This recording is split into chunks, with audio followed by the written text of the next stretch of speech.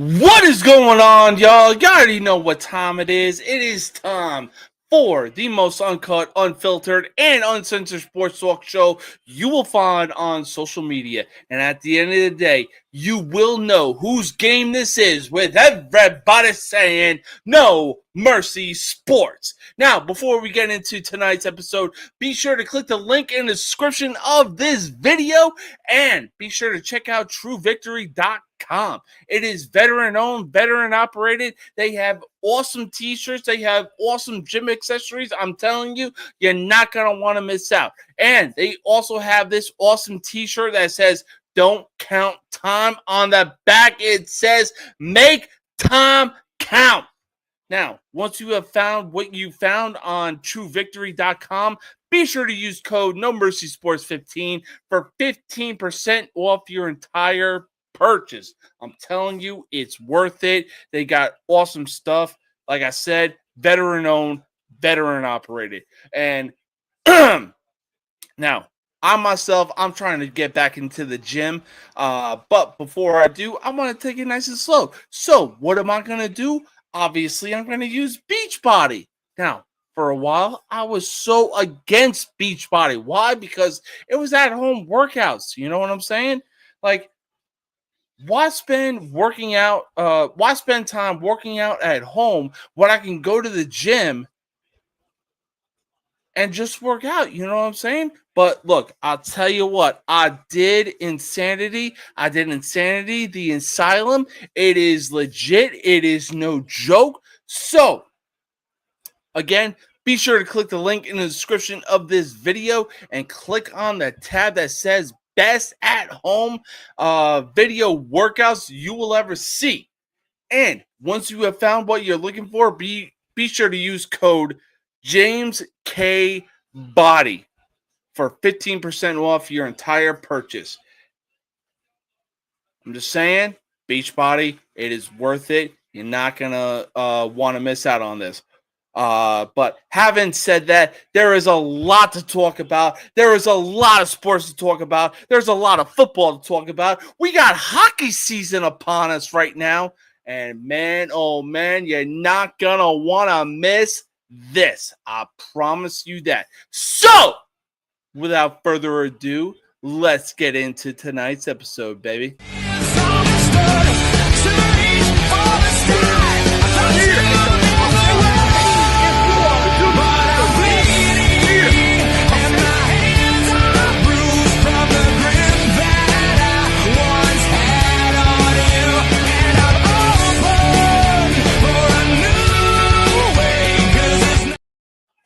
So, first off, let me talk to you. Man, I got to give a big shout out to the host with the most behind the most villainous college sports talk show you will find on social media, Mr. Andrew Anderson, for that intro. Man, it doesn't matter how many times you play it. That intro is never going to get old anytime soon. But you already know I don't do this alone. I got somebody waiting backstage, and here he is.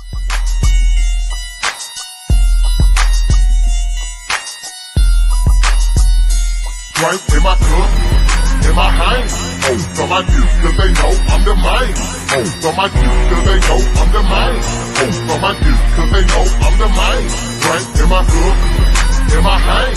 Oh, so my juice, cause they know I'm the man. Oh, so my juice, cause they know I'm the man. Oh, so my juice, cause they know I'm the man. Drink in my cup, in my hand. Blow on my dude, cause they know I'm the man. I'm in the VIP cause I'm very important. Unfortunately, I see some niggas I can't stand. So I step to them suckers and confront them like I should. We can settle this now, we can settle this in the hood. So what y'all wanna do? I gotta... Oh. I what is going on, my man? I ran up 3 flights of steps, used the bathroom, and then ran down 3 flights of steps to make sure I made it back on time. My man, that's how we do it. Man, wonderful. Happy to be here. It's been a few weeks. Bro, yes, it has been a few weeks. Happy to have you here. We got a whole shitload of topics to talk about. Man, you already know. Let's already get into it. Because I'll tell you what, in the time that I've been alive, I have never seen a college football team like Vanderbilt actually post up a winning record. However, going into the game against Alabama, here's a fun fact for you. For the first time leading up to that game in 80 years, 8-0, they were off to their first 5-0 start in program history. Yeah. No, I mean it's a big feat. It's a big thing for them. Outside of Vandy, Chris, nobody saw it coming. I didn't even see it coming. Yeah, But hey, no, I mean, it's definitely one of those things that like you don't expect, but I mean, good on them. Good fucking on them. Very entertaining games. Very true. Very true. But hey, I'll say this. When you get a gut feeling, sometimes you just got to roll with it. Now, despite the loss to... Go ahead. Sorry. No, go ahead. What were you going to say? Coaching, man. The coaching and the talent level that Vanderbilt has brought in over the last 2 years, we've seen them make big jumps, big strides. 100% agree. 100%. Now, despite the loss to Alabama, can Vanderbilt make a run to a series like a OG6 bowl game? They have the possibility of making a bowl game. Yes, they do. Yes, they do. I will give it to him. Pavia, I think that's how you say his name. Yes. Pavia keeps them in games. Pavia has like, and granted, like we're not going to sit here and act like they beat Alabama and they beat Georgia and they beat Ohio State. No. We're just saying the coaching has done extremely well with the talent that they have. They have played up to their competition and better most of these games. So how can you not be happy? No, I'm definitely happy. And look, like I said, I am willing to give my flowers to Vanderbilt right now. Why? Because they are 5-1. They are currently in the top 25 rankings. And it's like, yo, wow, I did not expect this. Like, you see a team like Vanderbilt for so long that has sucked for so long that you just get used to the fact that it's like, oh, Vanderbilt, that's a circle win team. Yeah, I mean, yes and no, because I mean, over the past, so I will say this, over the past 3 years that I've actually been paying attention and watching and been associated with college sports, more and more, Vanderbilt has gotten better. The more we have watched, the better they have gotten. Yeah, absolutely. And I'll tell you what, I really think the reason that Vanderbilt has been going off is not only from Diego Pavia, but what was it? It was a game between Vanderbilt and South Carolina. And Theo Vaughn really said, like, yo, Diego, if you actually lead Vanderbilt to this win, I'll let you go out on a date with my wife. Bro, you shouldn't be saying shit like that because that fueled Diego Pavia. I'm trying to get my come here, Rocky. Come here. So I got a fluffy little black dog. Well, he's not little. He's like a mini. He's a mini Saint Bernadoodle. And yeah, he is shy. He like you come to the house, he's all over you. But he does like every time you pull out a cell phone or a camera, he'll go hide. Where's the puppy? Where's the baby? Right upstairs, running right back upstairs to his mom. Oh God! He just knows I got food down here, so he'll come to me because he knows I'll give him a little bit of food. Oh, he's a Shimago. That's what he is. But Jesus Christ, man. Well, your new WNBA, well, not new, but your repeat WNBA champions is looking like Vegas. Yeah, it would appear so. I believe Asia Wilson is actually part of that team. Yeah. 44-28. Mm-hmm. I mean, no offense, but she's bigger than 99% of the league. Now I'm just joking, but legitimately, there's only like 3 or 4 women in the league that are her size. Oh yeah. So any one look, of these I'll women, even say this: there's only literally one player in that league that is on her level. Granted, she's got a few accolades to go, but she is on the same level as Asia Wilson. I'm not saying this as a controversial kind of thing. I'm saying this because it is facts. Caitlin Clark is easily on the same level as Asia Wilson. Yeah. So I will say this, right? So if you don't know who the Las Vegas Aces are, there's a girl named Jackie Young. Okay, Jackie Young. Okay, this girl can play any type of point that you want. You need her to be a scorer, no problem. She's a scorer. You need her to be the playmaker, she can be the playmaker. She is a guard that can get you 6 to 8 rebounds if needed. This girl plays all over. And then again, Jewel Lloyd, who plays on the Aces, she can bang 3 or 4 3-pointers a game.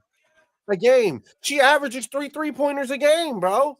Bro, fucking talk to him. Let him know. Let him know the goddamn stats. Yeah, Chelsea Gray, right? Like Chelsea Gray, averages 10 points, or no, I think it's 12 points a game, right? 6 assists a game, and 3 rebounds. So it's like I will give the Aces. The Aces have multiple fucking players that are really good for the league. Now, on top of that, I will say this though. All right, they almost got beat last round by the Fever.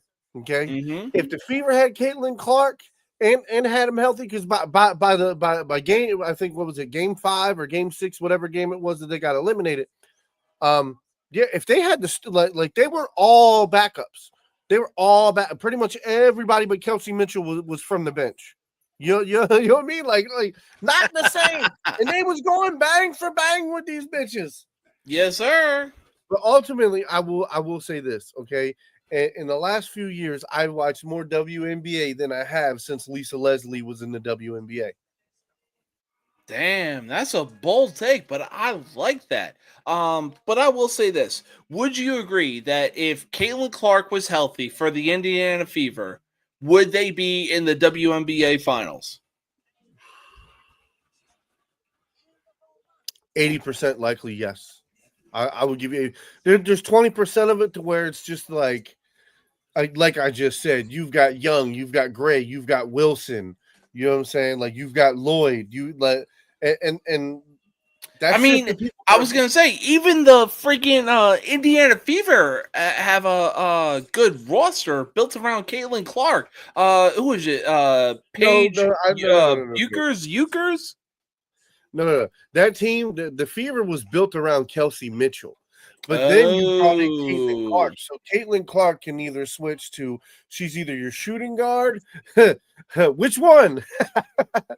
But she can be your shooting guard or she can be your small forward. So that's the beautiful thing about Caitlin Clark. Oh, that's true. So again, I mean, look, I'm all for it. I'm excited. Like it's a shame about the injuries, especially for Phoenix, the Mercury. I mean, having Salbily, or however you say her last name, have her go out. She went out. What was that, Wednesday night, man? And it was a bad ankle sprain. She's not playing. And like, mind you, when she got injured, I think it was in the 3rd quarter. She already had like almost 20 points. So it's like to lose one of your biggest scoring options, plus she's guaranteed 4 or 5 rebounds a game, guaranteed 3 or 4 assists a game. Like you're talking about all around type of players that can score. I mean, injuries are a thing. That's what you have to plan for. You have to. That's what good coaching is.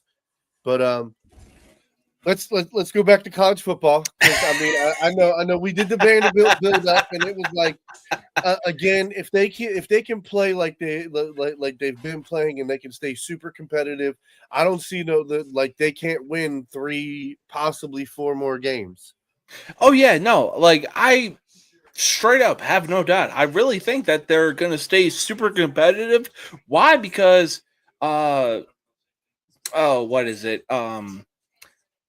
the same way that Baker Mayfield was at Oklahoma is the same way that I see Diego Pavia at Vanderbilt. He's got that dog in him. He's gonna take if he scrambles, he is going to take those kind of hits. He is going to be like, hey, take a hit and just immediately get back up and be like, hey, put some muscle on, little man. Yeah. I mean, I like what they have going. 110%. I like what they have going. Oh, for sure. But speaking of college football, look, I'll be honest. When looking at the schedule for UCLA, I really had them going winless for this season. Like, even after their loss to Northwestern, North motherfucking Western, that is a circle win type of football team when you look at it. No. Hold on. I will say this. If you have a lot of talent and you have good coaching, it's a circle win. Okay, I will say that. I mean, look, I will say this though: Northwestern. The only thing Northwestern really has going for them is medical. That is about it. Okay, again, teams like Northwestern, teams like fucking Tulsa, Toledo. Teams like that are teams that are underlooked on a regular basis. So it is easier for them to have a sneaky good game, you know what I'm saying, than it would be. Like, you have to understand, again, most of these schools are coached fundamentals, because the whole thing is we can't compete with the big schools with talent. So what can we do? We can run a fucking beautiful defense that is completely schematics. It is schematic. It is like Bill Belichick's defense. Okay, he ran a 3-4 defense. Everybody, you have one job to do. Every coach is going to coach their player. This is what you do on this play. You're going to learn play each individual play. You do your job. You do your job. You do your job. Understand? Everybody do your job. And that's it. Everything's gonna be beautiful. That is beautifully fundamentally sound fucking shit. Okay, that like it's not perfect defense. It's not perfect defense. It's what we call in the NFL bend but don't break defense. Where every once in a while, that's true, but look what that kind of defense has gotten Northwestern. Like, it really took them up until about, I want to say 7-8 years ago for them to finally piece everything together and get a winning season. Well, again, listen. I just talked about defense, okay? Just because they understand their scheme and they do their job well doesn't mean they're not out talented. They're not out skilled. Because other players have more talent and more skill than them. So again, I get it. Truly what I'm trying to say is fundamentally they're sound, but as far as going out and matching up talent for talent, it is hugely despair. It is one-sided when it comes to that. So you have to understand. So teams that overlook them and don't pay attention and don't game film and don't study and don't look out for their weaknesses, and they just think this is a circle win, easy. Check that motherfucker off. And then they go in there and they're like, oh my God, how come they can stop every play that we're doing? Like, what? Because they planned. They did game film. They figured out what you do well, and they planned the best course of attack to stop it. So then what do you do? Now, again, really good teams with a lot of talent, usually in the second half, they can come back or they can win. But again, that's the whole thing. That's what makes some of these teams really sneaky, because they don't have this huge fucking, pool of talent. But what they do have is some good, decent coaching. They play fundamental football, and they can surprise a team. And it, like they say, any given Sunday, my man, any given Sunday. Very true. Very true. Now you want to talk about old school. First off, big shout out to the shirt that you're wearing, the Washington motherfucking Bullets. Well, the original Bullets were from Baltimore.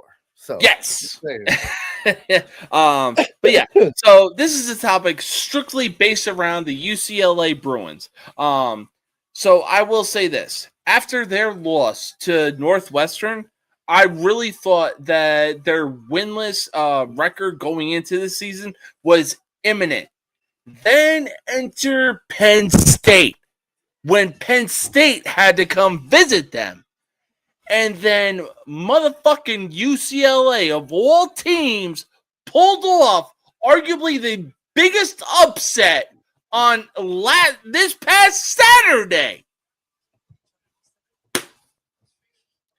Now, I will say this. Can UCLA turn things around after beating a top 10 team at home in the Rose Bowl?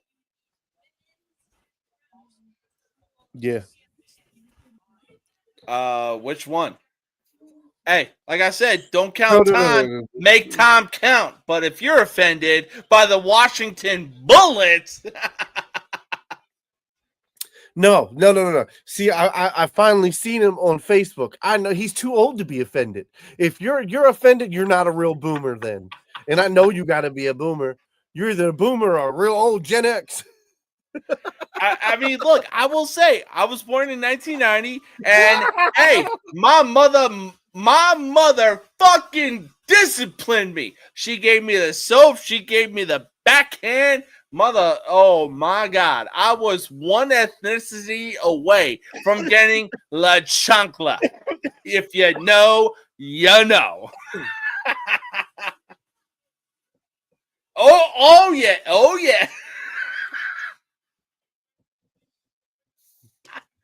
But yeah, like I said, can UCLA turn things around after their big upset against Penn State? No. Too little, too motherfucking late. It's done. It's over with. Like, I mean, yeah, good win, guys. But how many losses do they have now? I would say about 4 or 5. Exactly. No. As soon as you say 4 losses, your season is essentially donezo. Like, that's true. You could make a almost comeback story. Well, maybe if everybody else loses too, and we can win. It's not happening. My whole thing is, if you're look, I'm a betting guy. If you're a betting guy and this is your ride or die, go put $50 on it. Go put $50 on it that they make the playoffs. Go put $50 on it that they make a bowl game. I'm not. Well, hey, sorry to a certain somebody, aka Terry. You heard it here first. Like, look, I really wished that UCLA could really turn things around, especially after their win against Penn State. That's about the only thing that they're going to see this season. Both my teams lost this week. I was so pissed off, man. Maryland and Iowa State lost. I was mad as shit, man. The Terrapins and the Cyclones got their ass kicked. Come on, man. Bro, Sunday is going to kick so much ass. Why? Because of this motherfucking team right here. Jackson Dart and Cam Scadaboo have literally ignited a flame into the New York Giants that they have never seen since 2012. Okay. So can I bring you back to reality just a tiny little bit? Do you understand? Like, they were missing the biggest key of their defense, right? You understand? Carter was standing on the sidelines. Carter did not play that game. Okay, yeah, okay. But guess what happened almost the first time they lost? Because their defense couldn't get a stop. Their defense couldn't get penetration. Their defense couldn't do what their defense is supposed to motherfucking do. It is because yeah, hey. Listen, I will say I had that garden hose was motherfucking diabolical. Hey, look, I remember my mother having to force me to play outside, and I tell you what, my only source of water, quenchers, water was the motherfucking garden hose. Shit. I lived in the city, right? Most houses didn't even have motherfucking water hookups. So the one I live in, we didn't have a water hookup. So in the summertime, if it got real hot, we'd have to find somebody that had a big enough wrench to open up the fire what is it? The big red thing. What do you call it? Oh, fire hydrant? No. The fire hydrant. So you crack one of them bad boys open. but the whole thing is like you got to also have the long extension piece to be able to turn the water on underneath. Mm-hmm. Because most of the time you live in the city, they would turn it off. So even if you cracked it open, no water would come out. Yeah, that tracks. So then you gotta open up both things. Once you open both things, it'll run. You'll have a good motherfucking hour or so before somebody will figure it out. Because they're like, why water pressure down? Everybody water pressure down. Motherfuckers be yelling outside, motherfucker, turn that shit off. Because I mean, look, for the first few minutes it's fine, but as soon as motherfucker like somebody try to take a shower or somebody washing dishes, and then all of a sudden, within 5 minutes you got zero water pressure because most of the water's coming out the fucking hydrant. But hey, real talk. Where do you see the UCLA Bruins going from here after their win against Penn State? So I'm gonna be honest with you. I don't know their schedule. But regardless of their schedule, like, what you gonna give me? 2 more wins? Like, I have zero expectations for them. I have not bet on them not one time this year. Like, I have watched Andrew's show sporadically here and there, and I'm not gonna lie, I fast forward through some of it because I want his picks. I look at his picks. I try to get because I mean it is. I'll read ESPN and I'll see what they say. I'll see what he says. You know what I mean? I talk to my buddy John every Saturday morning around 7 a.m. So and we talk college sports and we talk winners, losers, point spread. You know what I mean? The under over scores. Like we go through the whole spiel. So it's like sitting here and getting a pick from everybody, and it's just like. Nobody this year I've heard say them. So on to the next one. Oh yeah, that's true. But I'll tell you what. It really feels like that we need to get into the DeLorean and go back to 1984. Why? Because BYU is starting to feel themselves once again as they are unbeaten like they were last season. Right now, they are currently sitting at the 18th spot in the top 25 rankings. Between BYU and Texas Tech, who do you see coming out of the Big 12? Okay, you said besides Texas Tech? Yeah. Well, between BYU and Texas Tech.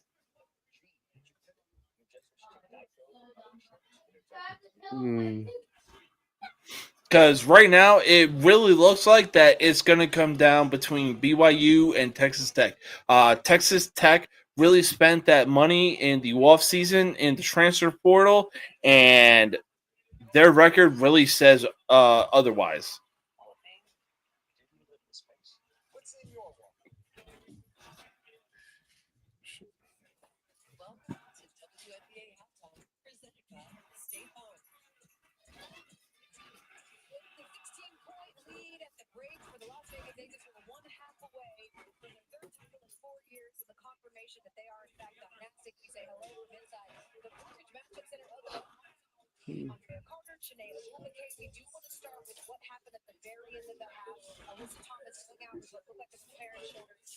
All right. What you got? So I had to double check my sources here. All right, so they're scheduled to play November 8th. Okay, which is a ditty bop from now. Both of the teams are 5-0. Both of the teams are 2-0 in conference. All right. But according to ESPN, their Power Football Index, BYU is slightly better than Texas Tech. Wow. So, I mean, that's... This is going off of statistics. That's fair. So statistically, BYU has the better chance. But I'm guessing that but it looks like Vegas says otherwise. Well, in some ways, you can never go wrong with Vegas.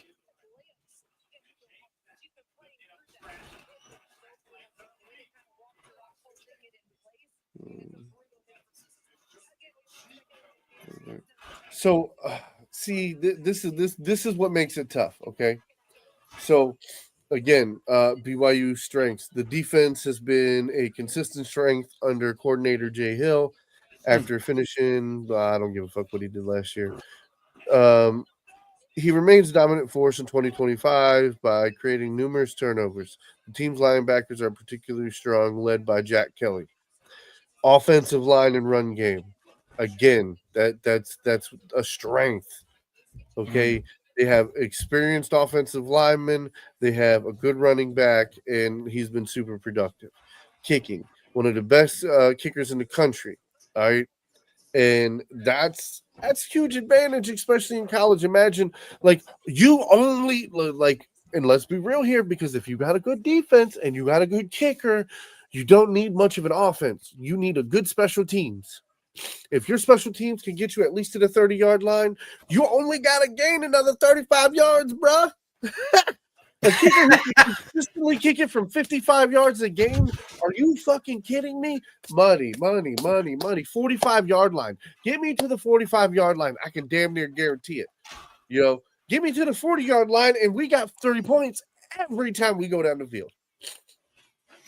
And here's my whole thing is, when you lean, and this is the only reason why I sit here and I think to myself, it is crazy beyond belief why there isn't an offensive coach that says, you know what, screw everybody, I'm going back to dirt and cloud of dust football.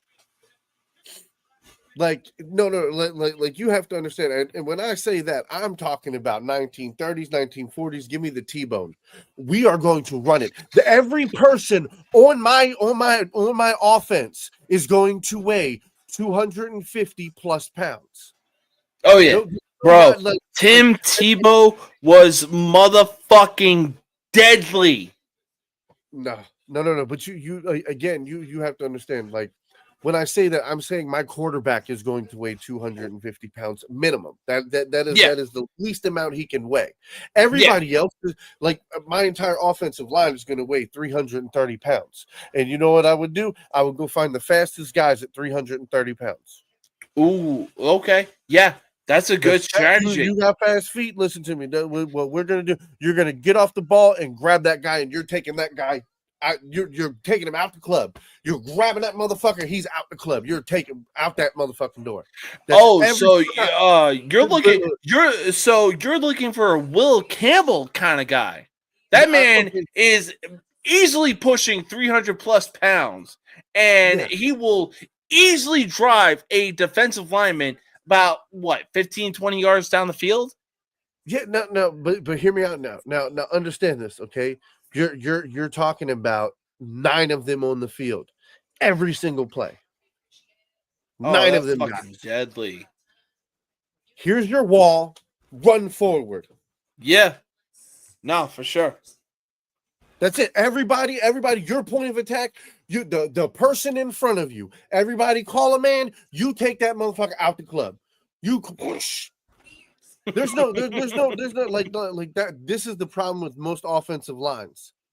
They do that kick slide. Nah, fuck that shit, right? A step motherfucker takes one step, you grab him, get under him, and woo, take him for that ride. No, for sure. On top of his ass.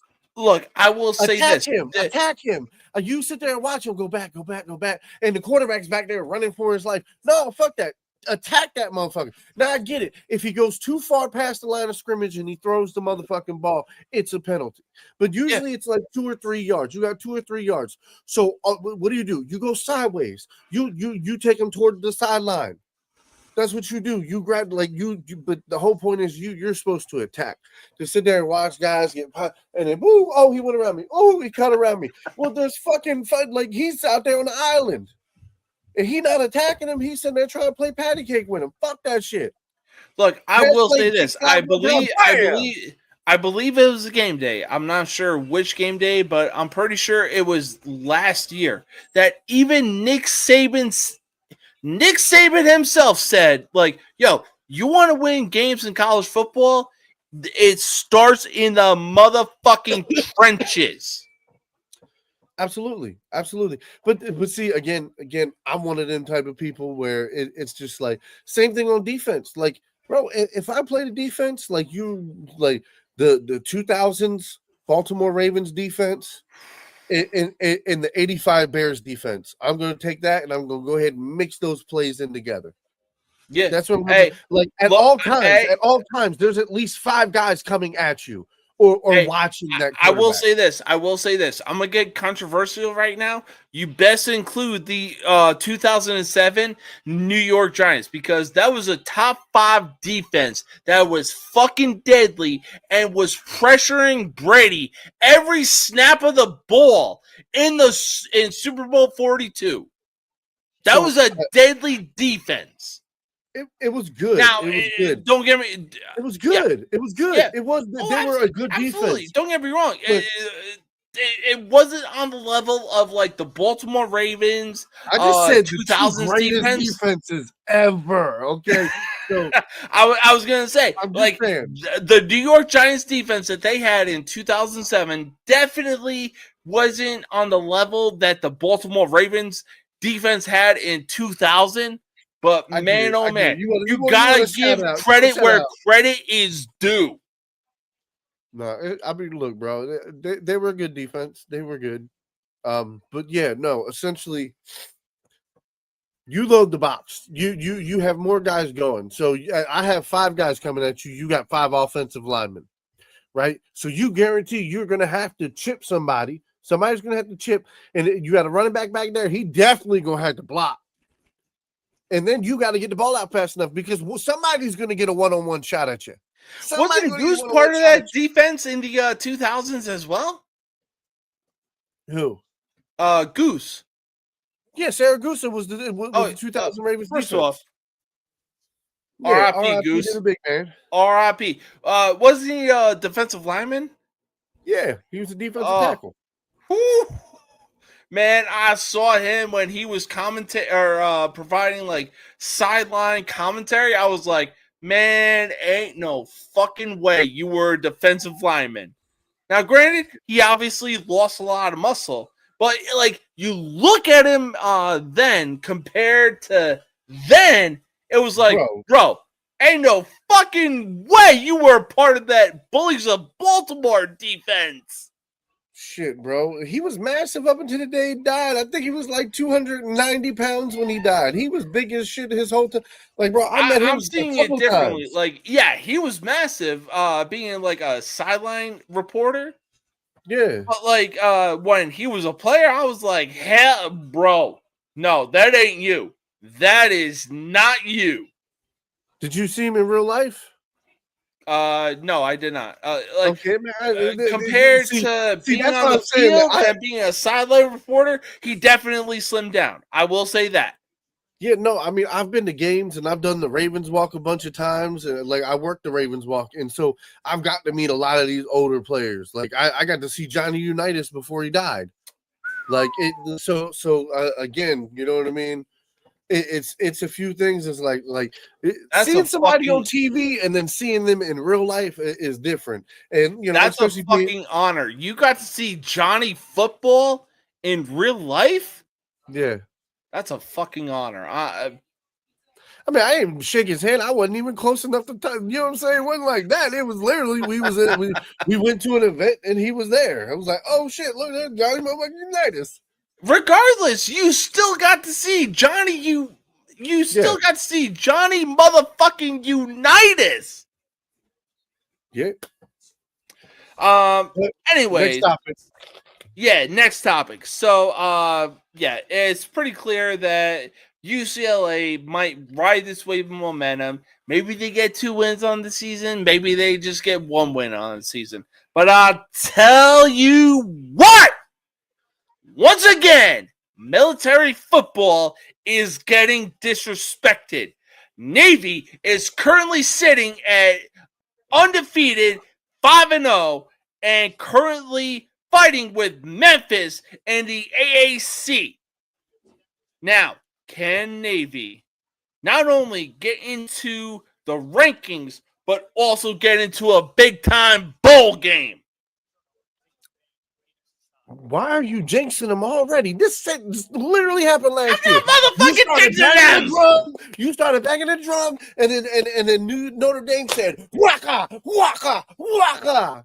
No, jinxing them would really be saying like, "Yo, Navy is gonna decimate Air Force." That was a 3-point game, mind you.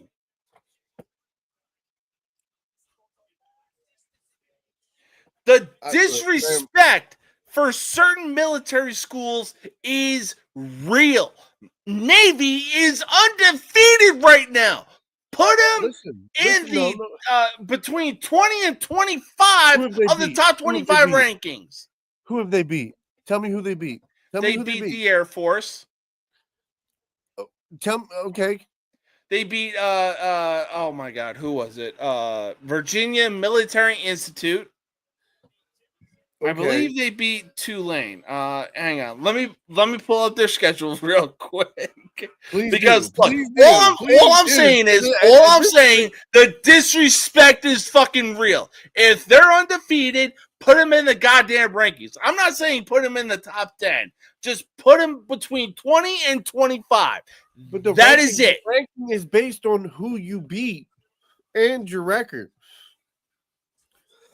Because in that case, if I wanted to be some dickhead like Oklahoma or Alabama, and say, you know what, I'm gonna fill my whole season up with cream puffs and the worst motherfucking the worst teams in my division. I mean, yeah, like when you compare the ACC to like a conference like the SEC, it's easily night and day. Now, yeah, they beat Virginia Military Institute. They beat University of Alabama Birmingham. They beat Tulsa. They beat Rice. They beat Air Force. And now they go into Philadelphia to take on Temple. Teams 4-1? Any of those teams 4-1? I doubt it. Exactly. Navy's still undefeated, though. Okay, you can't rank a team that's undefeated, but they ain't played nobody. That's why I'm saying. Like, my whole thing is you telling me right now, if they went up against Michigan, Michigan this week, you think they would win? Who they playing this week? They're playing Temple. Temple is a sleeper. Temple? Hold on. You think they're gonna beat Temple? I think they will. Yeah. Okay. I will say this though. This is their biggest test of the year so far. That's true. I will say this though. Saturday, November 8th through Saturday, December 13th, they face Notre Dame, University of South Florida, who is currently number 24 in the 25 rankings. Memphis, who is 23rd in the 25 rankings. And, as always, the fucking Military Bowl as they take on Army. So who's the best team they play? I would say Notre Dame. Okay. You think they're beating Notre Dame? Oh, hell no. I'll be honest about that. So here's my whole thing is though, for them to make the playoffs, they have to go undefeated. It's like you realize that they would have to beat Notre Dame. Notre Dame gets them ranked, and then they have to win out the rest of the year. Can they do that? In some way, shape, or form, I believe they can. Like they got the coaching. They're still a ground and pound type of team, but at the same time, that it's like, yo, like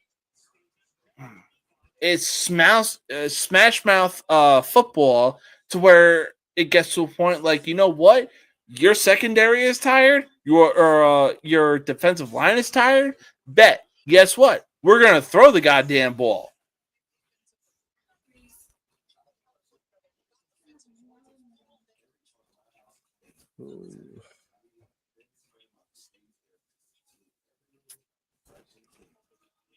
Oh, do you think that they're beating North Texas?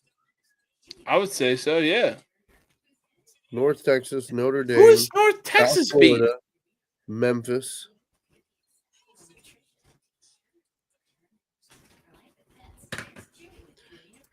Currently, North Texas is tied with South Florida, who's number 24 in the country. Mm-hmm. North Texas is also 5-0.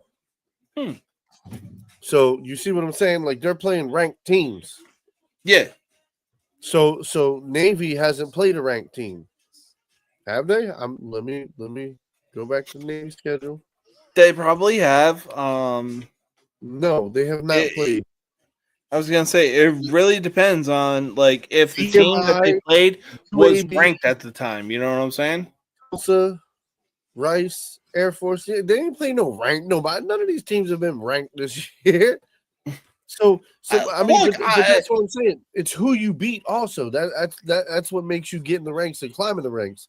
Now, if they beat Temple tomorrow, I guarantee they get somewhere in like maybe the top. What is it? Top 25 or whatever. Yeah, look, like I said, if they get between 20 and 25, that's the only thing that matters. But until then, look, they are undefeated right now. Put some motherfucking respect on their name. I'm not saying, put them in the goddamn college football playoffs.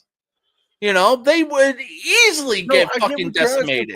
You're asking for a ranking, and that's why I'm saying, like, I don't think you're going to get a ranking because you haven't beat anybody. You beat Temple, and then you might get a ranking because, okay, well, Temple's got a little bit of notoriety. They're 3-2. They're not an awful team, but it's like, okay, can you put another loss on? Can you make them 3-3? Then you now you're 6-0. Now you got something to talk about. Okay, we getting into what I mean, we halfway through the motherfucking season. You still undefeated, baby. Yeah, but I mean, come on. Who the fuck did Vanderbilt play for them to go 5-0 and get into the fucking rankings? They're in the toughest conference of college fucking football, for crying out loud.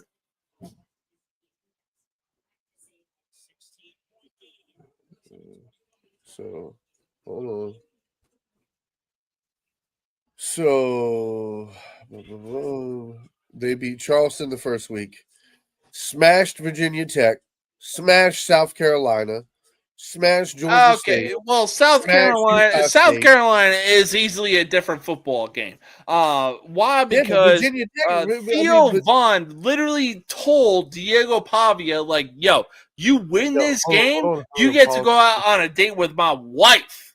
Yeah, still waiting for you to uphold that bet, Theo Vaughn. Listen, 44-20 against Virginia Tech. The next week, 31-7. Virginia Tech has been mid. Hold on. All right. So then 31-7 versus South Carolina. Then 70-21 against Georgia State. 55-35 against Utah State. And then 14-13 against Alabama. And Alabama, again, one of the best teams in the country, talent-wise, for goddamn sure. So, again, it wasn't a super close game, but it wasn't a 20-plus point game like they've been banging on everybody else. It was a decent game. I will say this, like, who was it? Utah State? Navy is easily beating them motherfuckers. And then Virginia Tech, they've always been mid. The only thing that Virginia Tech really has going for them is their goddamn Enter Sandman entrance. That is it. That's the only thing Virginia Tech really has going for them right now. Okay, I mean, so they are 2-4 right now. Virginia Tech is 2-4. They play number 13 Georgia Tech this week. So I mean, yes, there's some booty, but they got 2 wins so far. You know what? Damn it, you're right. It is now. I got to look at their schedule. Well, hey, go ahead, look at the schedule. But for right now, we're going to take our first commercial break. We will be right back in just a minute. And until then, we got some baseball we need to talk about. We got some hockey we need to talk about. And we're going to talk some NFL. Until then, we'll be right back in just a minute.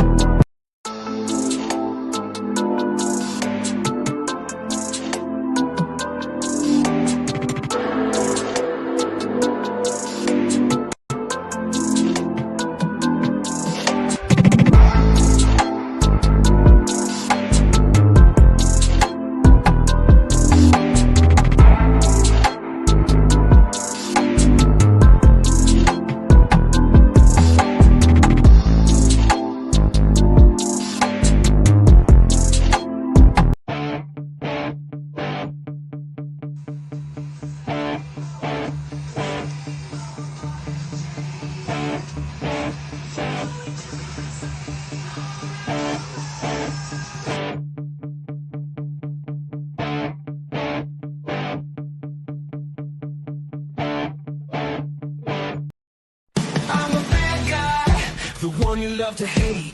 Andrew Anderson spitting truth that just can't wait. Got a podcast like a punch right to your face. College sports villain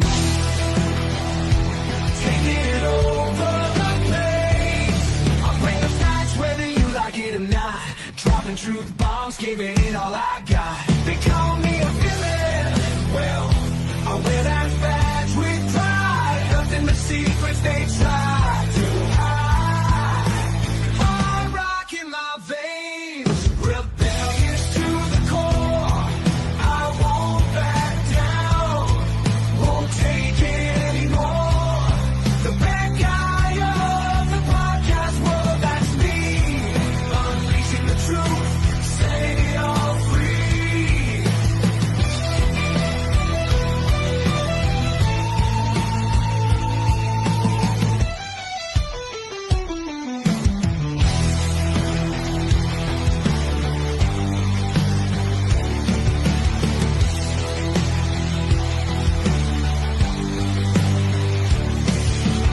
Unleashing the truth. Nobody can stop me now.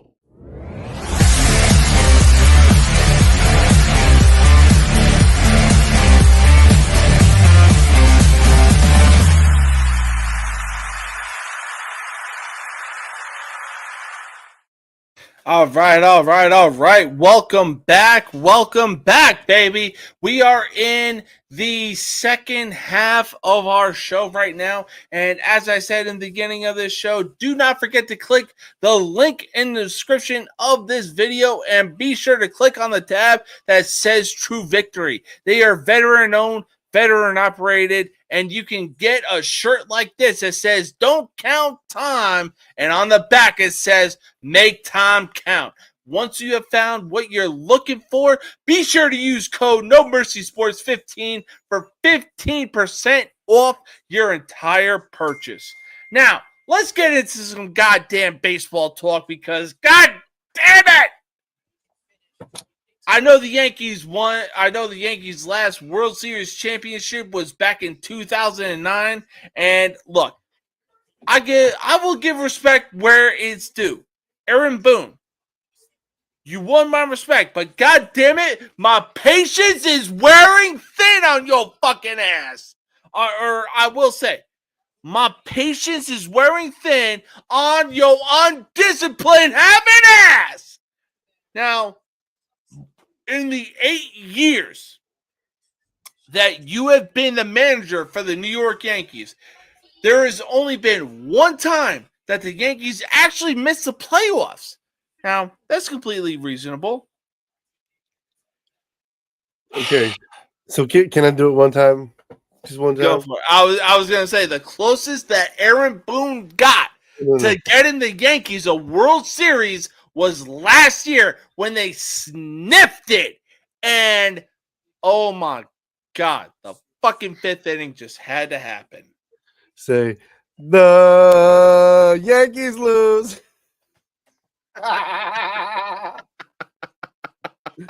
You know what?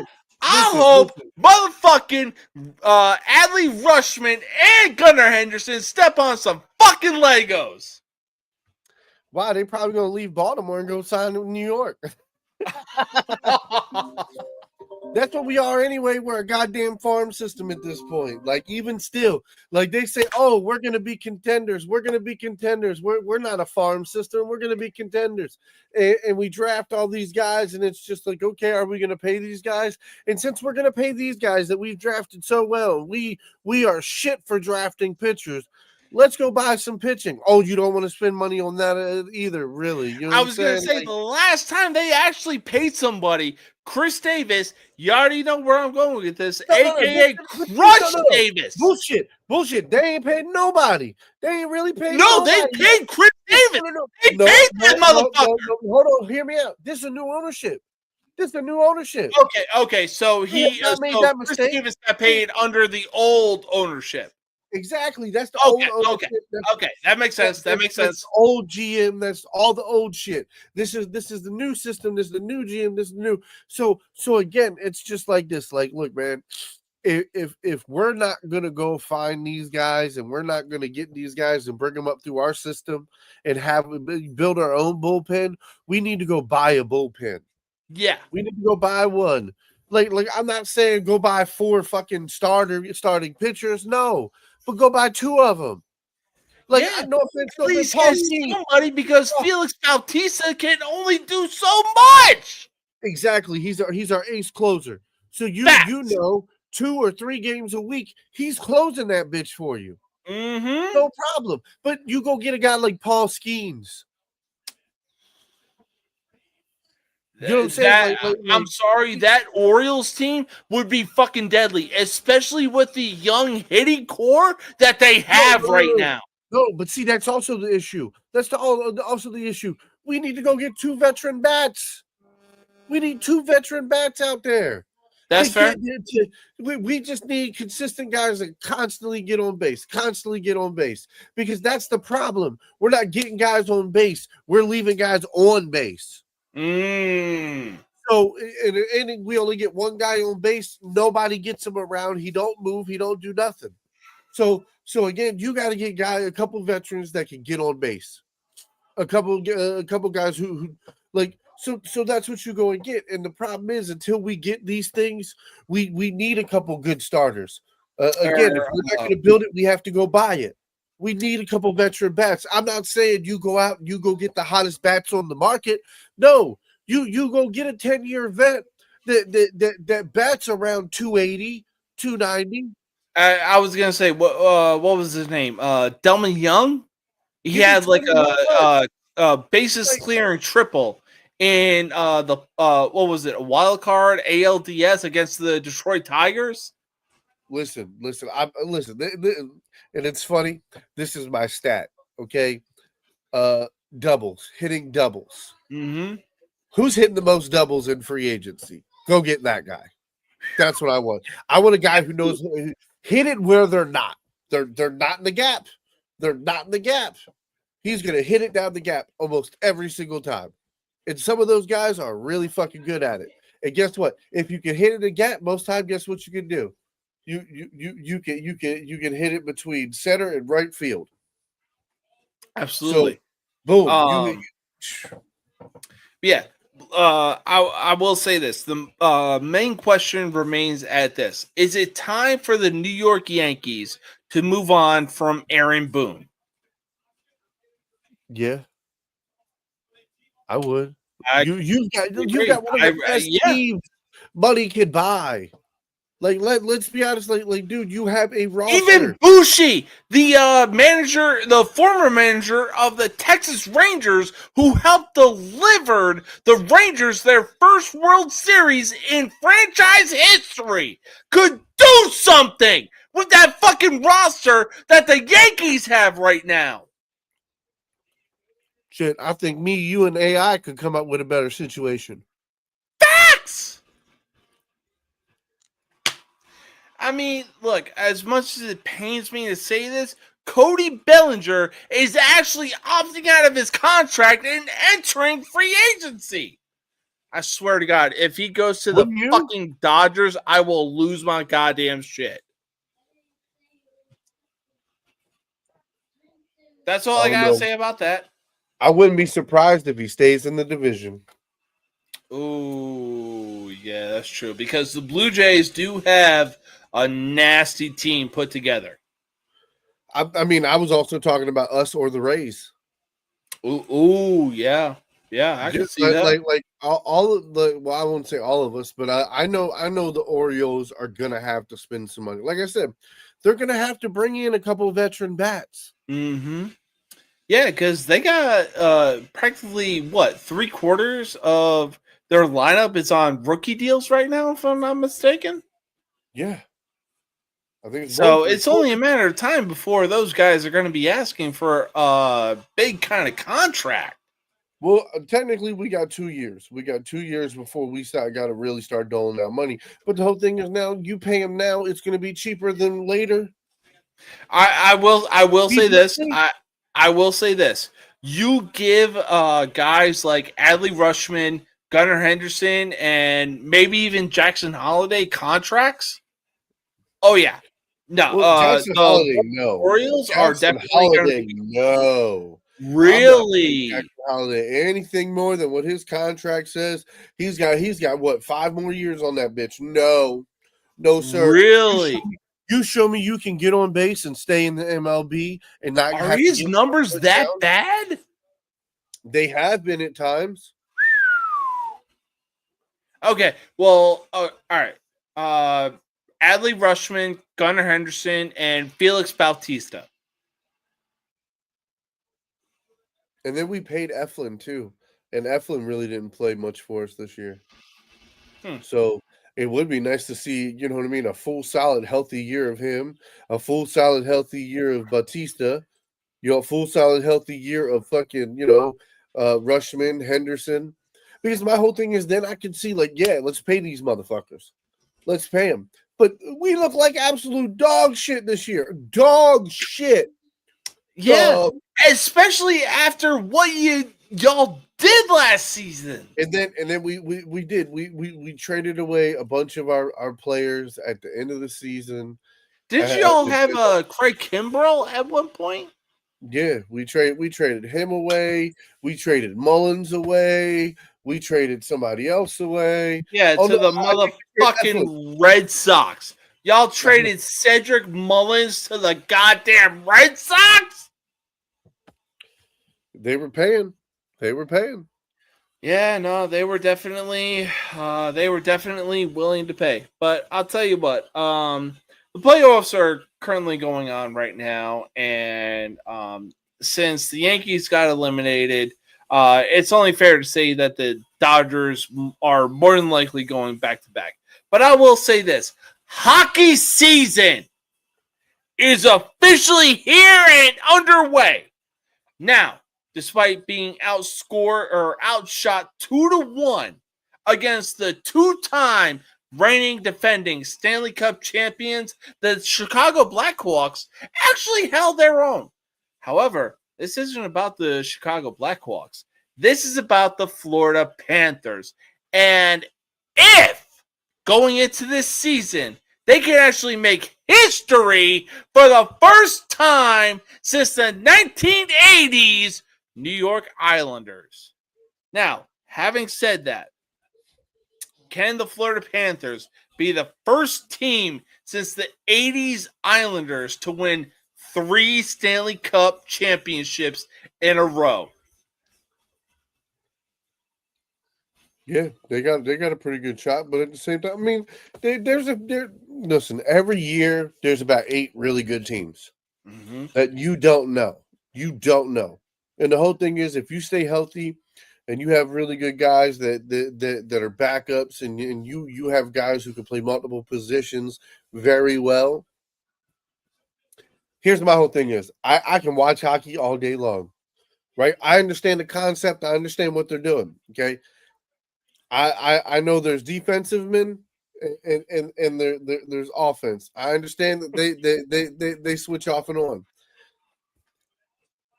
I don't know shit else. You know what I'm saying? Like, you want to break down the technicalities of any of it? I don't fucking know. Okay? Hey, look, I'm on that same ship with you, but I will say this. So, look, don't get me wrong. Matthew Tkachuk, who is a conductor behind the net, he sees an opening for a goal. Oh, he's making that pass 9 times out of 10. He is out dirty. For. Go ahead. I'm dirty on it, so I will just say this, because I don't understand the rules of hockey. What I don't understand is, why wouldn't you just fucking have 3 of your guys go stand in front of the motherfucking goalie, and then literally have one guy have your other 2 guys get the puck to them. Once they get the puck in, everybody sweet. I mean, I'm just saying. For me, it makes sense. I mean, I don't know if it's against the rules to do that, but you put 3 or 4 guys in front of the goalie and they knock the ball. Knock the puck towards them. Once you get the puck towards them, you know what I'm saying? Like, shit. But then I guess it leaves you vulnerable if you fuck up and make a mistake, and they get the puck past you, then you're kind of fucked only on your goalie. But regardless, but yeah. They've got a really good chance. They're a really good team. I don't believe they've lost anybody, right? Still the same team. I've seen a bunch of articles. I haven't read any of them. I'm going to be honest with you. I don't follow hockey until we start to get until like February. Yeah, okay. That's Yeah, no, usually when I start that's picking true. up on it. So the Panthers are missing, I want to say, two vital people. They are missing Kachuk, who is out on he had an injury in the Stanley Cup playoffs or Stanley Cup finals, adductor injury. So he's going to be out until December. And then Barkov, he's got an injury where he's going to be out between 7 to 9 months. But yeah, no, I'm not putting it past the Panthers right now. I really think that they can three-peat. They have the roster to do it. They have the depth to do it. I mean, for Christ's sake, Boston really traded Brad Marchand, who was dedicated to the Boston Bruins franchise. And then next thing you know, he gets traded to the Florida Panthers. Now he is a Stanley Cup champion. Oh, you already know he is motivated to get that back-to-back Stanley Cup championship. So I really think that the Florida Panthers can get the first three-peat since the 80s Islanders. And, I mean, look, they have the depth. They have the roster. They also have the goalie being Sergei Bobrovsky. And, look, that dude is stone motherfucking cold behind the goddamn net. He reminds me, this is my Chicago Blackhawks fan coming out in me. He reminds me of Corey goddamn Crawford. If you don't know who that guy is, you best look him up right now. Corey Crawford was a motherfucking steel wall.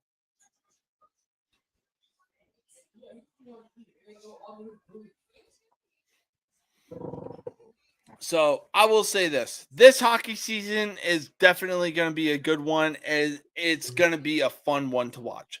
But on to football. Why? Because there were quite a few games that happened between Sunday and last night. Now, let's talk about Sunday night. Now, I will say this. Man, this Mike Vrabel guy, he is a pretty good head coach. A head coach that the Tennessee Titans could use. Oh, wait. They already had a guy like him, and they told him to kick motherfucking rocks. Serves you right, Tennessee. Now he is the head coach of the New England Patriots and pulled off one of the biggest upsets of the season as the Patriots beat the only unbeaten team, being the Buffalo Bills of the season. Is it safe to say that after the 23-20 win over the Buffalo Bills, that the Patriots are back on the winning side of things moving forward as the season progresses? No. They had a good game eventually against a division rival. Like what Baltimore did against Cleveland. That's the only good game we've played this year. Mm-hmm. Which, by the way, I cannot wait to see Flacco with the Bengals. Jesus Christ, you're giving him a wide receiving core. Joe Flacco going to be slinging the rock, my boy. Oh, yeah. No, he's definitely going to be singing Jamar Chase, and wow. That's all I got to say. I'm here for it. I'm here for it, dude. I'm like, shit. It's gonna be a little crazy.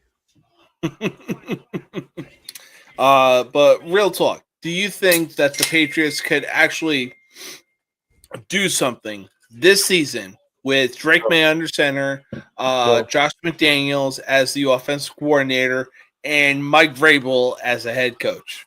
No. Really? Even after they beat the Buffalo Bills? Yeah.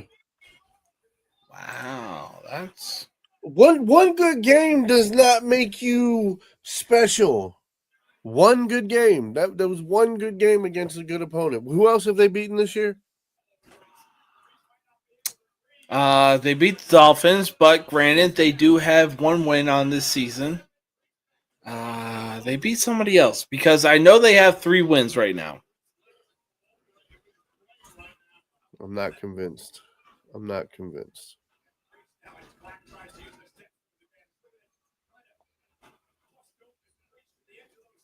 Yeah, so they beat Miami, Carolina, and Buffalo.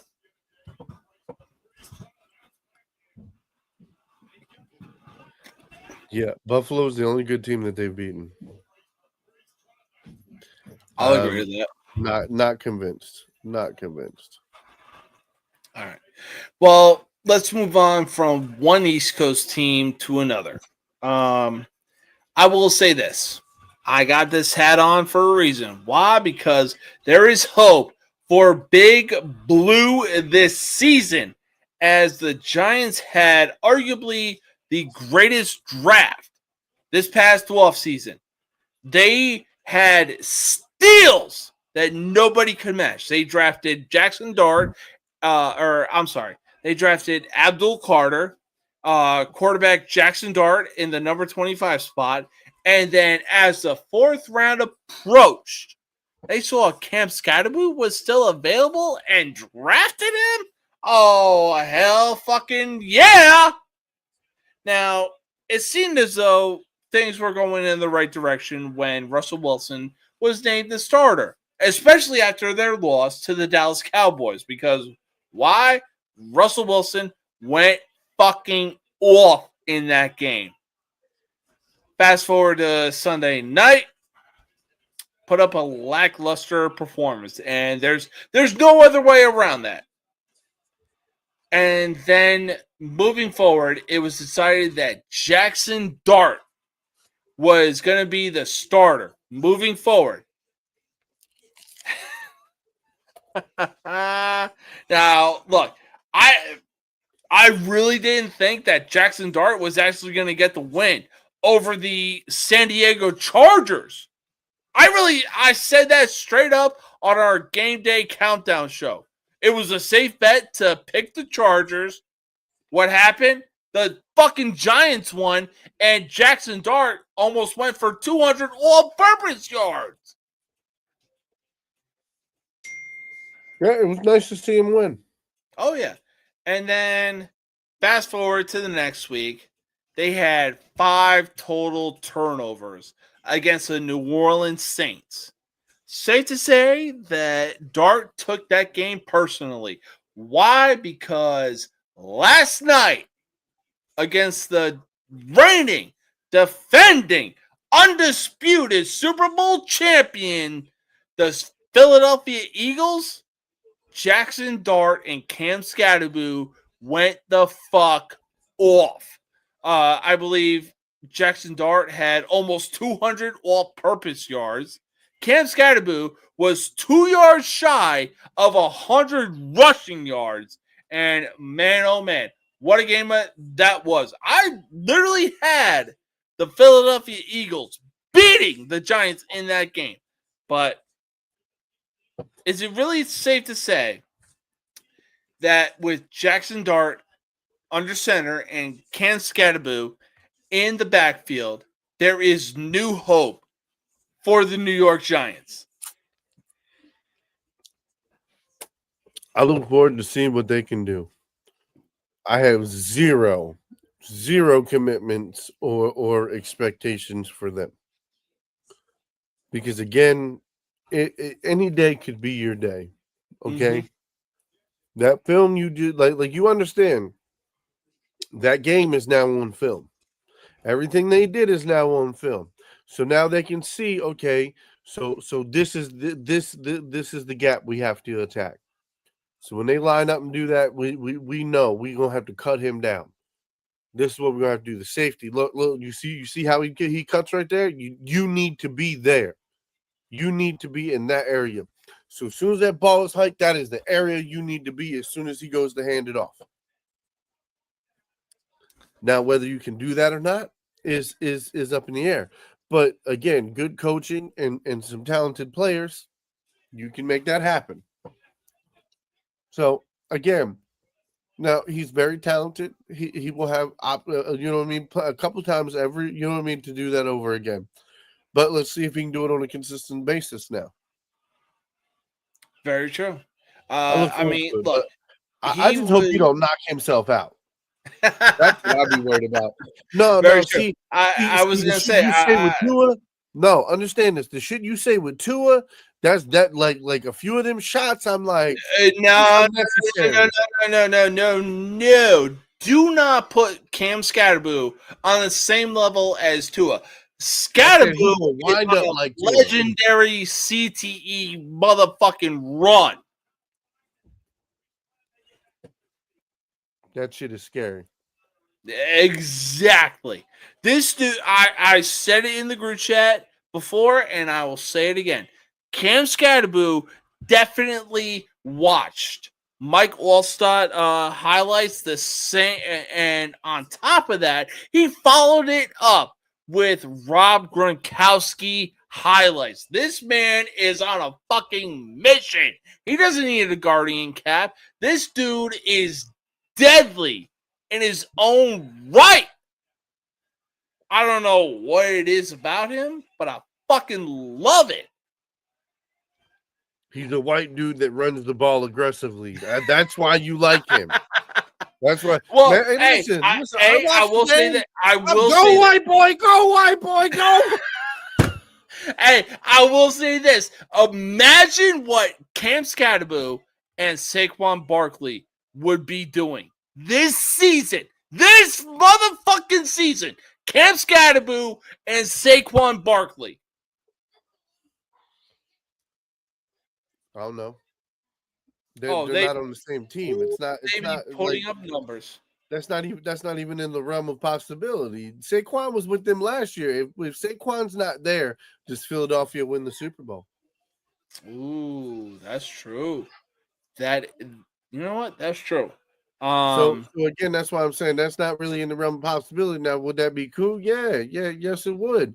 But so would the fact the Baltimore Ravens having a real number one wide receiver. It would be nice if we had a consistent motherfucking offensive line. I mean, I'm just saying, I really would. I would love to see what Lamar Jackson could do. Imagine if he had a top 5 offensive line and he had a top 10 wide receiving core. Oh yeah, for sure. If he had an offensive line, Lamar Jackson would easily be able to stand in the pocket and watch the motherfucking Godfather trilogy. Bro, it's not even that. Like, my whole thing is Lamar's given time and wide receivers get open, he can dot them up all day. We've seen that. He had the best passer rating in multiple years now since he's been in the league. And so we know this motherfucker can throw. All right, there's been plenty of times where he's thrown over 300 motherfucking yards in a game and ran less than 50. So, you know what I mean? Like, nah, bro, I ain't trying to hear all that bullshit no more. You know what I'm saying? Got MVP because he led the league with the most passing touchdowns. My running back threw more touchdowns than your motherfucking quarterback did.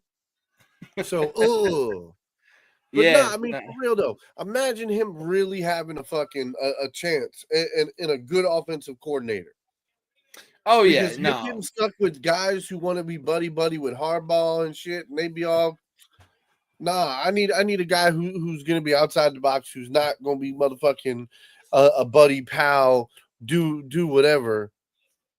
Yeah, it's more along the lines of like, yo, what are you gonna show me to prove that it takes to win? Type of attitude. I feel like the Ravens defense took a dive to try to save Harbaugh's job, but at the same time they quit on him because they fucking suck. Harbaugh sucks. I would gladly trade him away to any team in the NFL that would want him. Somehow and they would see he sucks. He's a special teams coordinator. Oh yeah. Somehow that makes sense. But hey, we're gonna take a final commercial break. We got some college football and NFL predictions to come up. We will be right back in just a quick minute. I got like 10 minutes before I got to jump off of here. I got to go put the kids to sleep. All right, sounds good. We'll be right back.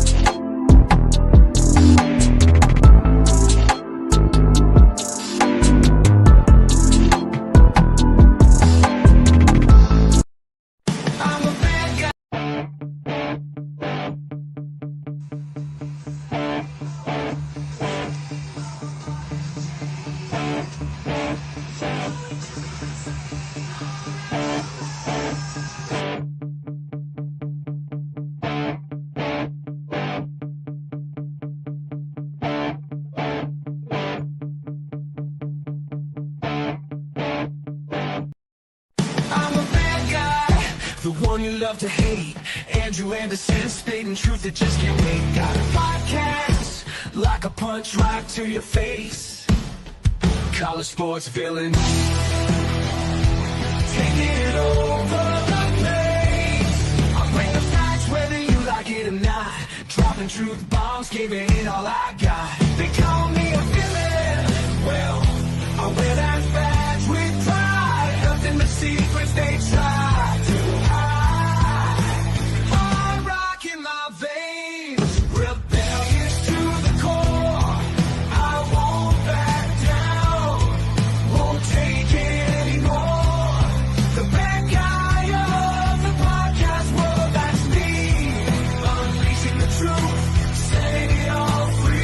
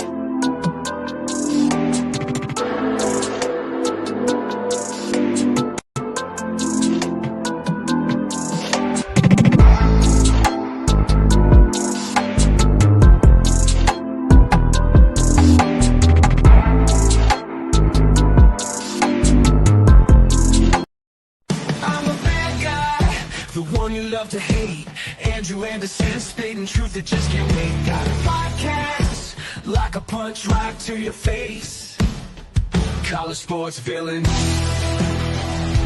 taking it over the place. I'll bring the facts whether you like it or not. Dropping truth bombs, giving it all I got. They call me a villain, well, I wear that badge with pride. Nothing but secrets they try to hide.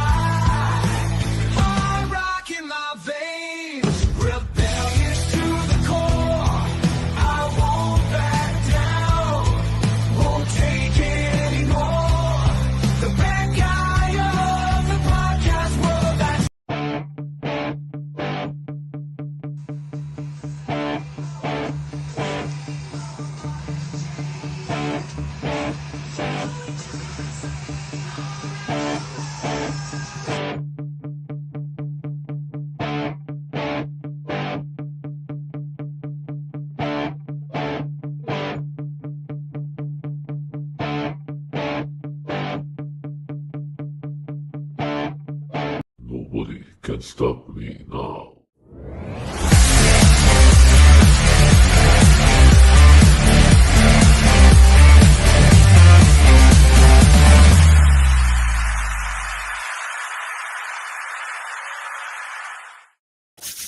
All right. It is time for the final segment of this episode where we make some college football predictions and some NFL predictions. So, without further ado, let's get into some college football predictions.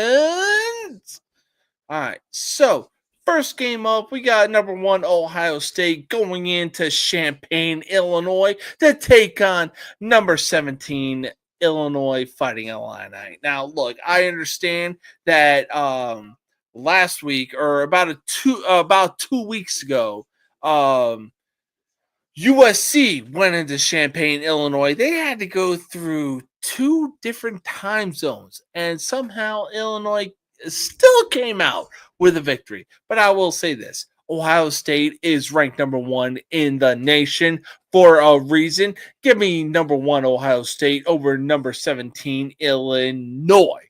Now, yesterday, we already went over this. We got number 8 Alabama going into Columbia, Missouri to take on number 14 Missouri. Now I got number 8 Alabama beating Missouri in this game. Why? Because look, Alabama had Jalen Milroe under center for the last going back last year, 2 years. Now they have Ty Simpson under center. Now, with him under center, Alabama is actually starting to piece things together. Give me number 8 Alabama over number 14 Missouri. Now, next game up, we got Pittsburgh going into Tallahassee to take on number 25th ranked Florida motherfucking State. Now, honestly, this is sure to be a good game.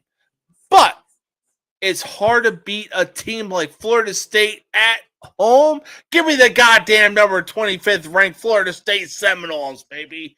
Oh!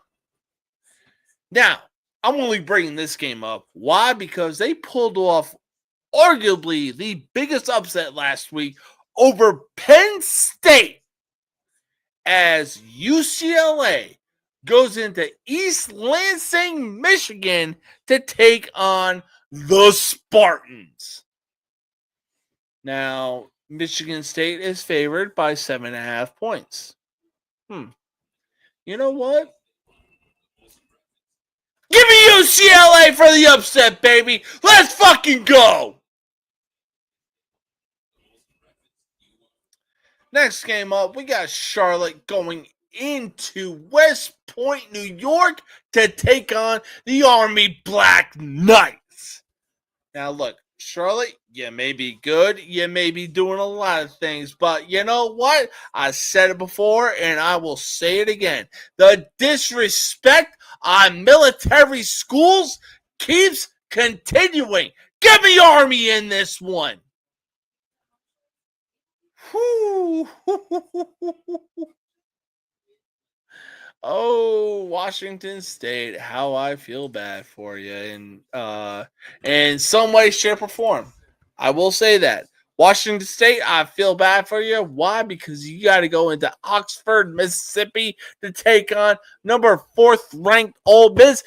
God damn it, give me number 4th ranked Ole Miss in this game. Now, this is going to be one of 2 games of the week, as we got number 7, Indiana. That's right. You heard it here first. Number 7, Indiana, going into Eugene, Oregon to take on 3rd ranked Oregon Ducks. Now, we already went over this last night on the most villainous college sports talk show you will find on social media, with everybody saying college sports villains. Yeah.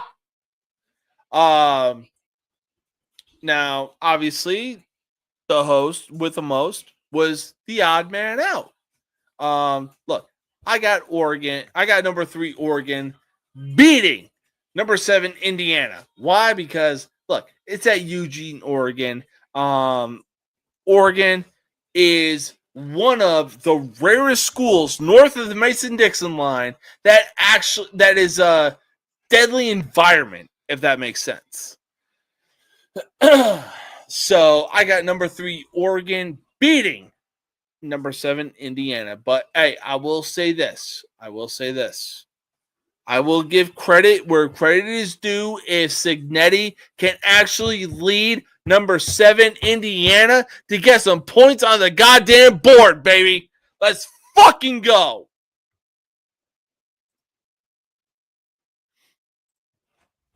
Anyways, next game up, we got a battle of the Red River rivalry. Oh, is this one going to be good, baby? Oh, we got number 6 Oklahoma going into Dallas, Texas of the Cotton Bowl to take on the Texas Longhorns. Now, somehow, some way, Texas is favored by 1.5 points in this game, which I'll be honest, I'm surprised by that. Why? Because after their loss to Florida, or unranked Florida, by that matter. Meanwhile, Oklahoma actually turned things around, and they're number 6 in the nation. Oh, best believe I'm going to tune into this game, but I will say this. I got number 6 Oklahoma winning against the Texas Longhorns. Why? Because Oklahoma turned things around. Arch Manning, as much as I love you, my man, as much as I love you, bro, you ain't got what it takes. Now, maybe you'll have what it takes next season. Quote me on that. Next game up, we got Virginia Tech going into Atlanta, Georgia to take on 13th ranked Georgia Tech. Now, look, Haynes King is a diabolical mastermind. He is that kind of person that loves the ground and pound type of run game. Give me 13th ranked Georgia Tech. After that, we got North Carolina State going into Notre Dame, Indiana to take on 16th ranked Notre Dame, the Fighting Irish. Notre Dame has been on a roll since they lost to Texas A&M. Give me motherfucking Notre Dame, baby. Let's fucking go. Anyways. Next game up, we got 22nd ranked Ohio State. 22nd ranked Iowa State as they go into Boulder, Colorado to take on the Buffaloes. Look, prime time. I respect what you've done. I respect what you did for that program. But at the same time, y'all are 2-4 for a reason. You don't have your son. You don't have Travis Hunter playing both ways of the football right now. So you know what? Give me 22nd ranked Iowa State in this game. All right, next game up, we got Northwestern going into University Park, Pennsylvania to take on the Penn State Nittany Lions. Penn State, if there was ever a game that you need to bounce back from, this is the goddamn game to fucking do it. You bum-ass motherfuckers. James Franklin, I'm looking at you, bum-ass. Keegan Michael Key, doppelganger having ass. Anyways, so yeah, I'm gonna take Penn State in this game. Next game up, we got Nebraska going into College Park, Maryland to take on the Terrapins. Now there was a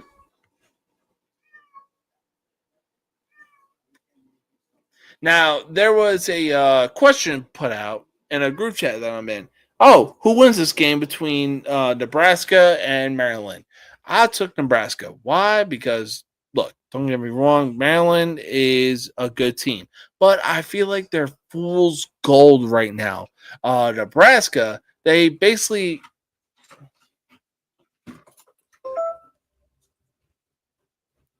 Anyways, Nebraska, they really have Patrick Mahomes reincarnated right now.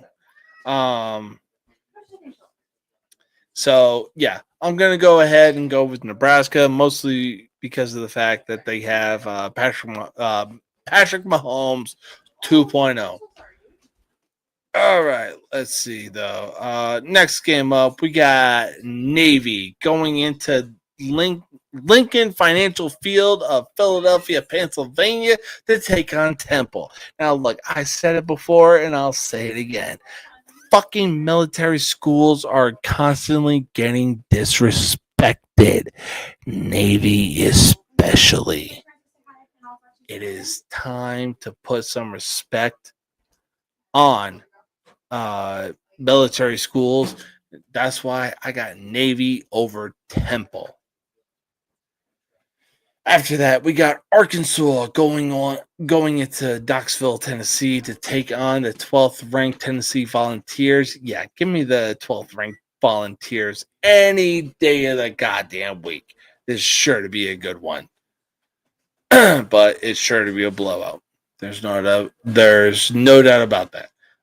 Next game up, we got Florida going into College Station, Texas to take on 5th ranked Texas A&M. Yeah, I'm going to go ahead and take Texas A&M.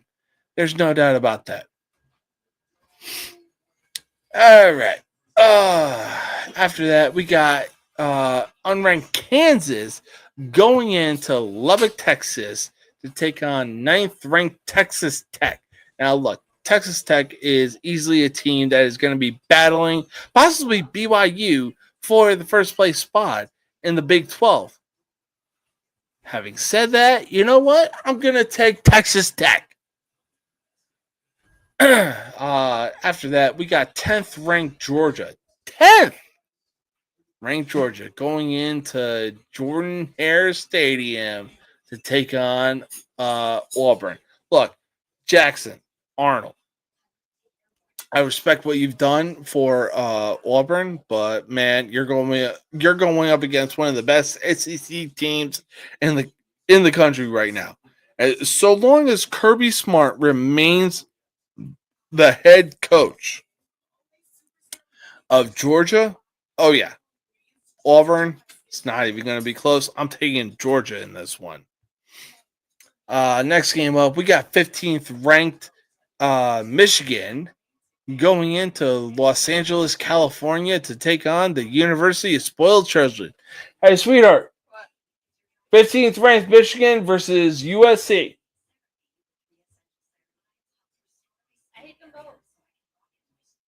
That's fair. You heard it here first from the wife. She hates them both, but you know what? I'll take 15th ranked Michigan over the University of Spoiled Children. You know what? This is sure to be a good one.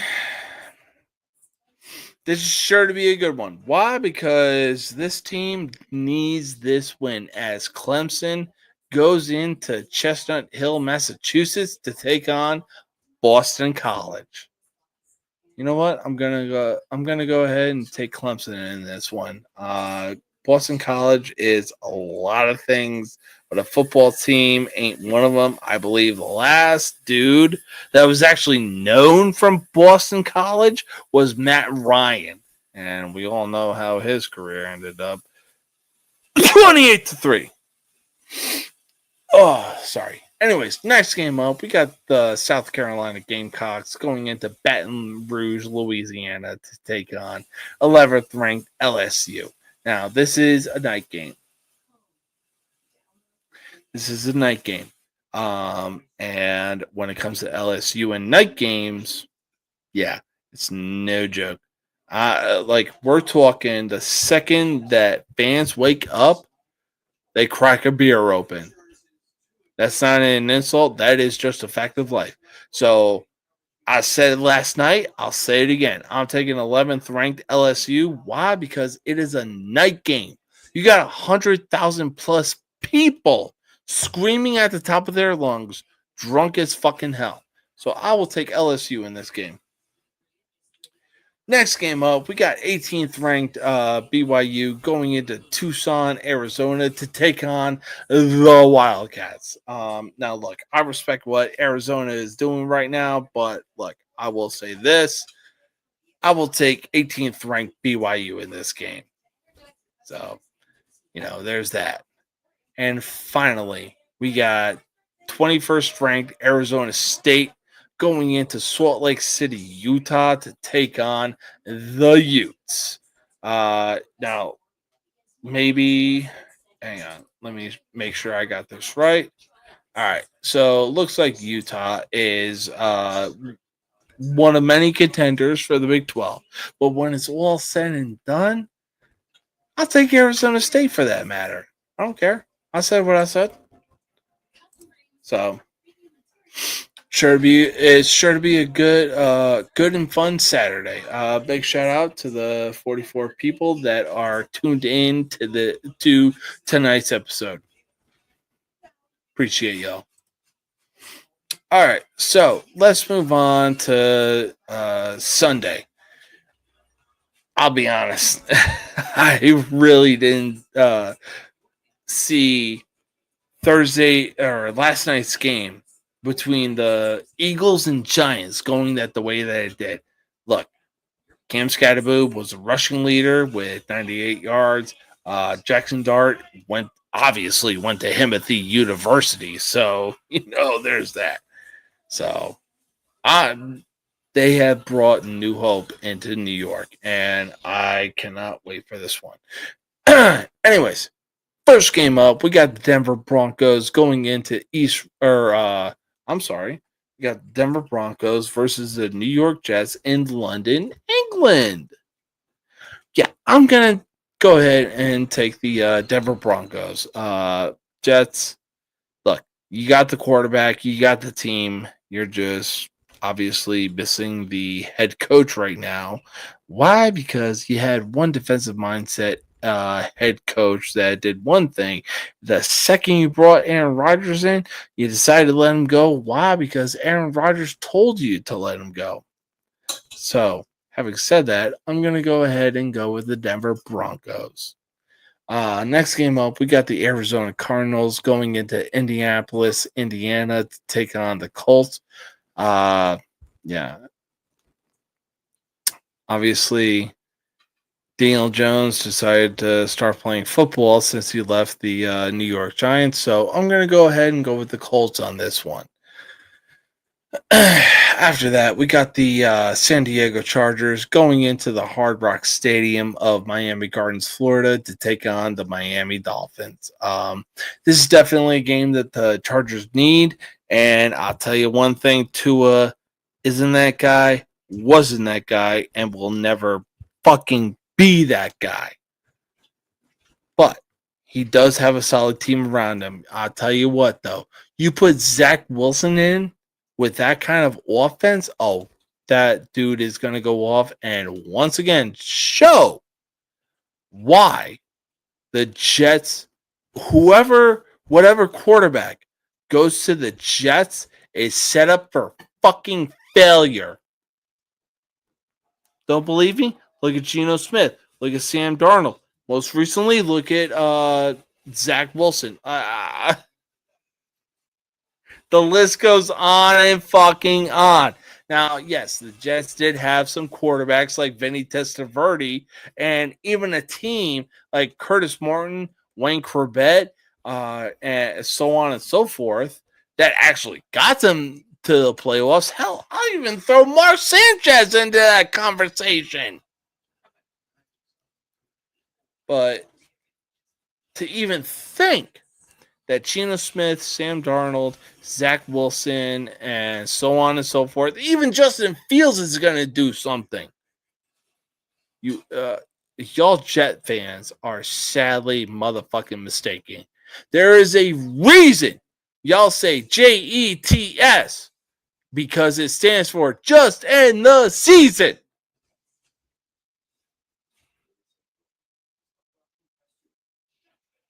Anyways, so I'm gonna go ahead and take the Chargers in this game over the Miami Dolphins. Next up, we got the New England Patriots going into New Orleans of the Caesars Superdome, Louisiana, to take on the Saints.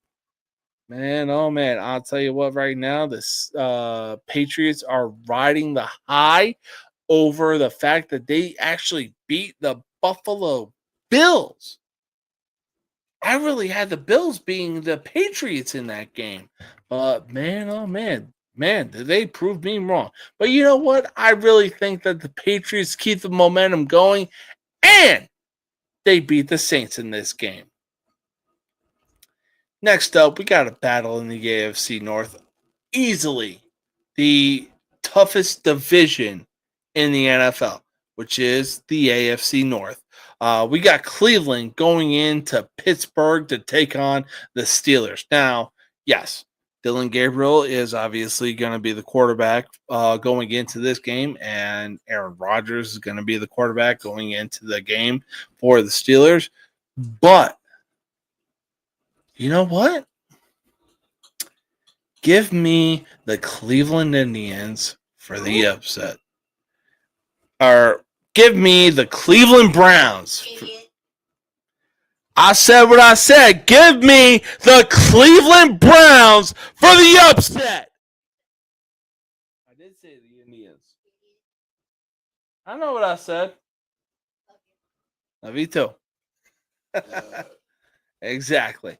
Next game up, we got an NFC battle as the Dallas Cowboys go into Charlotte, North Carolina to take on the Panthers. Look, Bryce Young is easily gaining some confidence right now, but I'll tell you what, that confidence stops dead in its tracks. And look, I may have my Giants hat on right now, but unfortunately, I'm going to have to go with the Dallas Cowboys in this one. Next up, we got the Seattle Seahawks going into Jacksonville to take on the Jaguars. Now, the Jaguars are coming off a big win against the Kansas City Chiefs, which was an awesome game for Monday Night Football. But I'll tell you what, after the shootout that Sam Darnold put up against Baker Mayfield and the Tampa Bay Buccaneers, I'll tell you what, I think that the Seattle Seahawks walk away with this win. I'll go with the Seahawks for an upset. Now, it was obviously put out for this next game that Lamar Jackson was going to be ruled out as the LA Rams go into M&T Bank Stadium to take on the Baltimore Marylands. So long as Lamar Jackson is ruled out, I'm taking the fucking Rams in this one. Oh, man. Now, this is sure to be a good one. The Tennessee Titans, who had easily, when I say this, the luckiest motherfucking comeback in this season that they will ever see. They go into Allegiant Stadium of Las Vegas to take on the Raiders. You know what? Give me the goddamn Raiders. Next game up, we got the Cincinnati Bengals going into Lambeau Field to take on the Green Bay Packers. Now, recently, the Bengals just traded for Joe Flacco. So I have no doubt that Joe Flacco is going to go off. Jamar Chase is going to go off. Maybe even T. Higgins goes off. But I will say this. Look, you're going into Lambeau Field. I'm expecting a shootout, but I will say this. It wouldn't surprise me if the Packers get the win. Now, moving on to the next afternoon game, we got the San Francisco 49ers going into Raymond James Stadium to take on the Tampa Bay Buccaneers. Now, look, San Francisco, I like what you're doing right now. I like the roster that you have put together right now. I even like the fact that you got Mac Jones, who is a former Patriot, mind you, actually doing something right now since Brock Purdy got injured. Maybe he comes back. Maybe he doesn't. But I will say this. You're going up against Tampa, Baker, motherfucking Mayfield. Y'all better pray that you actually keep this game close, because I will say this. When it comes to the final 2 minutes of the game and you put the ball in Baker's hands, the game is over before he even takes the snap.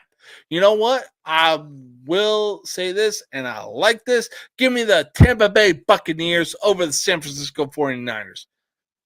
And now, Sunday night, we got the Detroit Tigers going into Arrowhead Stadium to take on the Kansas City Chiefs. The Kansas City Chiefs ain't been what they used to be over the last few years. So, having said that, the Detroit Lions are what they used to be over the last few years. And Dan Campbell is the same motherfucking dude that he was, 2-3 years ago? Give me the goddamn Detroit Lions over the Kansas City Chiefs. All right, now let's move on to Monday. We got the Buffalo Bills going into the Mercedes-Benz Stadium to take on the Atlanta Falcons. This is the exact game that the Bills need to bounce back from after losing to the New England Patriots, the likable New England Patriots. This is a game that the Bills need to win in order to bounce back and keep control over the AFC East. Having said that, yeah, I'm going to go ahead and go with the Bills. And finally, we got the Chicago Bears going into Landover, Maryland to take on the Washington Redskins. Now, the last time that we saw the Washington Redskins versus the Chicago Bears, we saw the Hail Mary. Why? Because Tyreek Stevenson decided to be a side-breaking arm doing that kind of fucking bullshit. And the Redskins won on a Hail Mary. And would you believe it? Tyreek Stevenson was the dude that tipped the ball. But having said that, I will say this. Give me the Redskins. I will take the Redskins in that game. Sure to be a good one. But only time will tell. That is all I can say. But that wraps up another episode of the most uncut, unfiltered, and uncensored sports talk show you will find on social media. Look, it's Friday, know your limits, but have fun. And on top of that, don't add to the population, don't subtract from the population. Don't end up in the hospital dead or in jail. If you end up in jail, call somebody whose number you have memorized and then establish dominance quickly. But until then, hey, look, we got college football coming on. We got Crown Jewel in Perth, Australia. And be sure to be on the lookout for Game Day Countdown with Mac and James. Until then, peace out.